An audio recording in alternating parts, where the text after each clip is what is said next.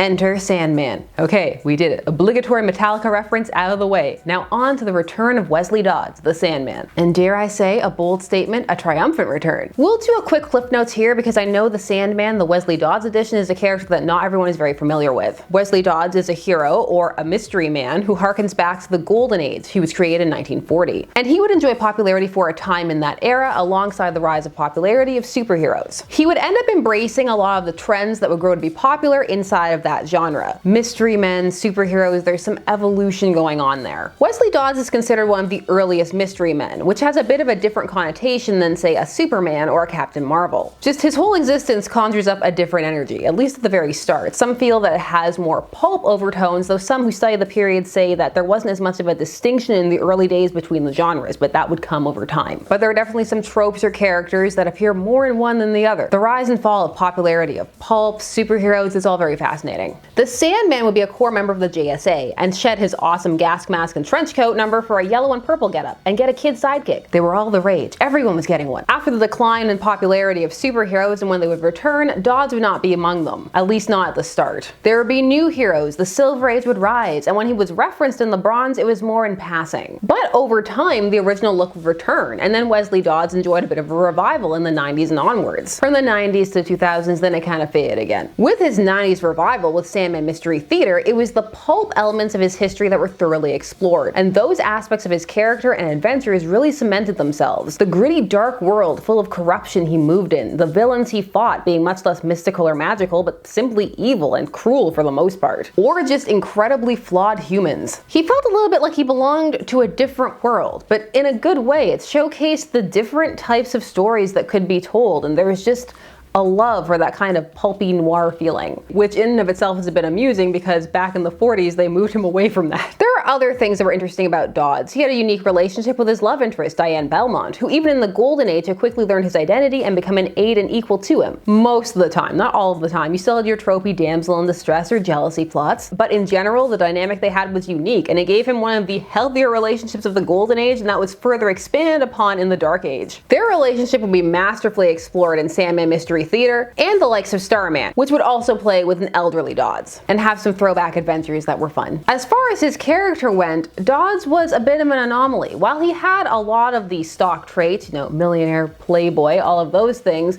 he was a bit different. He was more quietly calculating, clever. His personality was very nicely explored and fleshed out in the 90s, where things like him being a millionaire playboy and the subversions already present from his Golden Age days were really played with, and they served to really make him stand out. All of this is to say that the Sandman has a rich history that's there for you to explore should you so choose. And we're adding to that in 2023 with the dawn of DC, which is once more playing with Golden Age heroes and giving us an adventure set in that time, or at least the time when the Sandman first debuted, the 1940s, with Wesley Dodds, the Sandman #1. I'm Sasha, this is Casually Comics, and let's take a look. This story was written by Robert Venditti, with art and inks by Riley Rossmo, colors by Ivan Placencia. This story is both a reintroduction, or for some an introduction, of Wesley Dodds the Sandman, but also of a new mystery. Back in the Mystery Theater days, the stories would be organized into brief arcs that each contained a mystery, usually 4 issues. So if you're a fan of this character and that format, it's exciting, because it seems to be harkening back to some of that. It's definitely playing with the pulp feelings and tone. A lot of Dodds' stories were about investigating and slowly learning the secrets and peeling back the layers of deception of the people around him. So we'll see how we fare with this one. As always with my reviews, spoilers. Spoilers everywhere. You are forewarned, for forewarned is forearmed. We open on the Sandman taking down a mobster, Robert Rossi, and it serves to give us a sense of the Sandman's style and also flair for the dramatic. My Tommy gun's got a full pan waiting. Organized crime is a profitable business for you,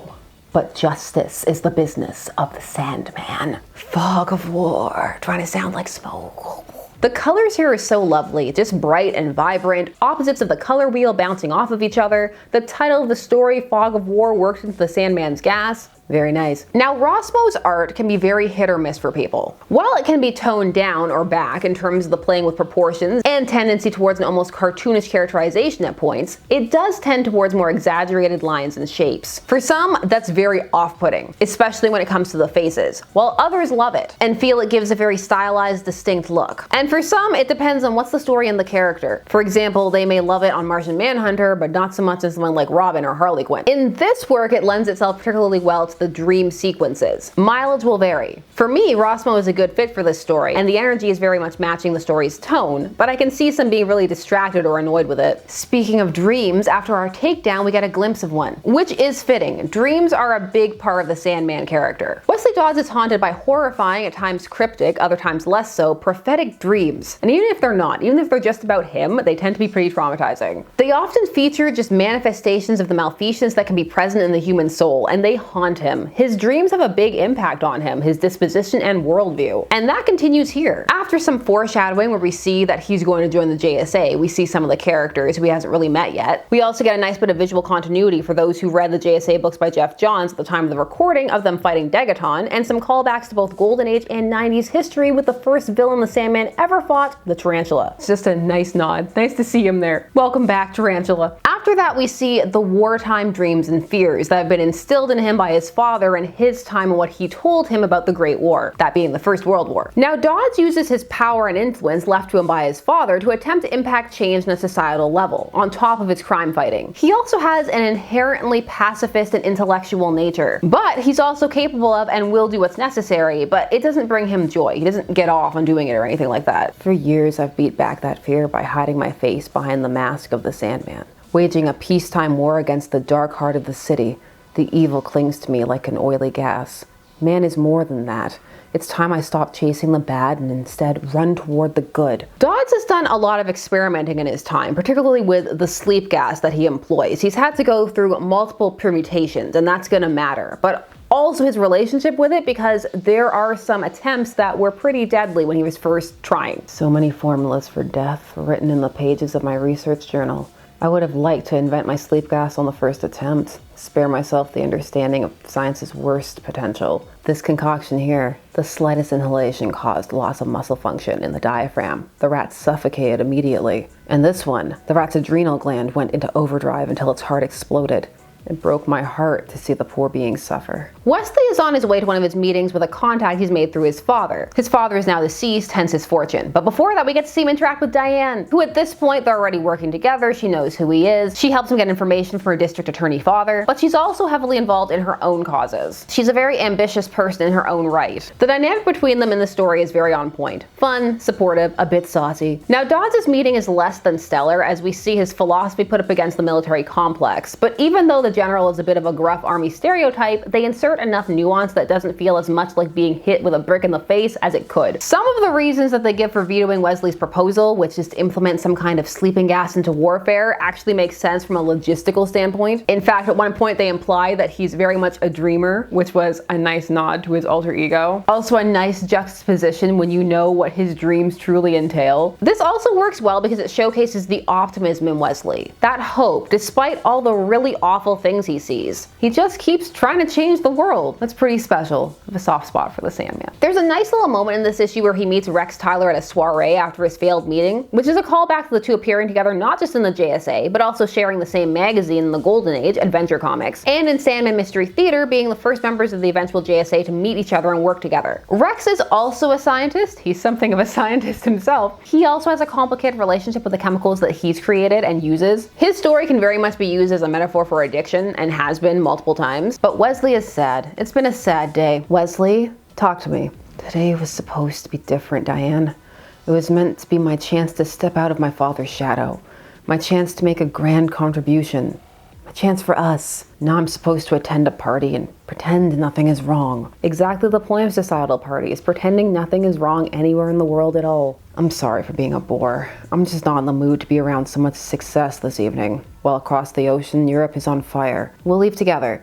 No need to deprive the party of its brightest guest. Stay as long as you like. Humphreys will drive you home. The paneling here as we see this moment unfolding, but we also see that simultaneously Wesley is being robbed of his notebook full of his formulas, all while the music still clearly wafts around them. Again, very nice. Wesley heads out to do some Sandman things, and we get the classic line, "For none can escape the Sandman's dark dream." The Sandman would also leave these enigmatic and philosophical quotes or messages at the crimes that he stopped sometimes. They're very dramatic. It was very over the top. It's his one conceit. I mean, if you can't do that as a superhero, then what's the point? Or as a mystery man. I mean, man of mystery. What's more mysterious than leaving odd notes people have to decipher? Our issue ends with him racing back home to find it on fire, and so the mystery and tone are set. If you are new to the Wesley Dodds version of the Sandman, this is an excellent introduction to the character. It lets you know who he is, his fears, his hopes, his relationship with others. You get a clear sense of him. It also shows you the type of story you're in for. A bit of a slowish burn mystery with some action beats and some moral questions to ponder. Plot points that could be cliches are handled in a way that keeps them from becoming a flat-out lecture, though it will still be too heavy-handed for some. The Sandman is a good candidate for these socio-political kind of commentary stories, because especially from the post-Zero Hour era onwards, that's very much the playing field he was revitalized in. Lots of his stories dealt with these kind of themes, and the environment, the time period, the turbulence and change he hails from lends itself well to disseminate some of the issues people enjoy tackling. The art feels like it's having fun. Sometimes you look at art and it just feels like the artist is enjoying themselves. That came across in this book. You see it in the characters and the paneling. You get lots of varied types and techniques, big color play and palettes to match the mood. It's very vibrant and kinetic. But as mentioned, for some, this will just be a deal breaker. It's just too stylized or not in line with what they're expecting, or perhaps they prefer more traditional comic book art, or it just may not land. Sometimes you just don't like the look of something. Now, side note, if all of this is making you want to dive deeper into Wesley Dodds, where is it?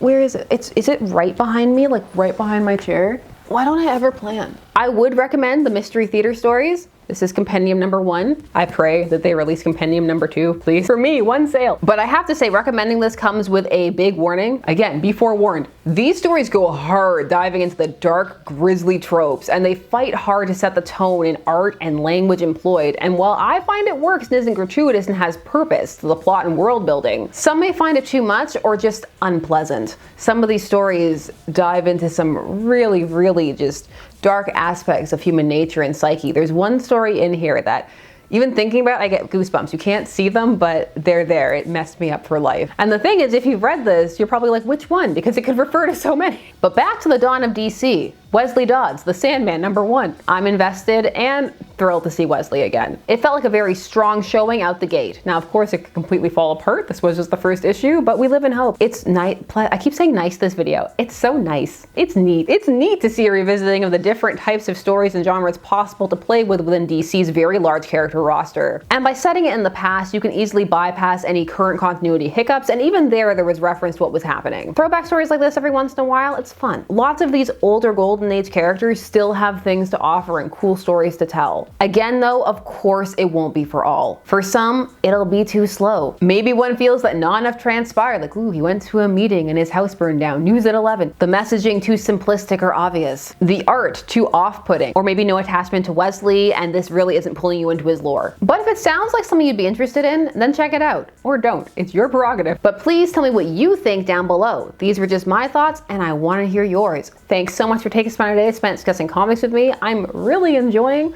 talking about Dawn of DC, just all the various facets, the good, the bad, the meh. I'm having a good time. In that way, at least for me, it's succeeding. How is it going for you? I've heard some people call it the yawn of DC. So tell me your thoughts about that too. Please do all the YouTube things, like, share, comment, subscribe, and hit that bell notification so that you never miss a vid. Thanks so much for taking some day spent discussing comics with me. I always appreciate it, and I will see you again soon. Bye-bye.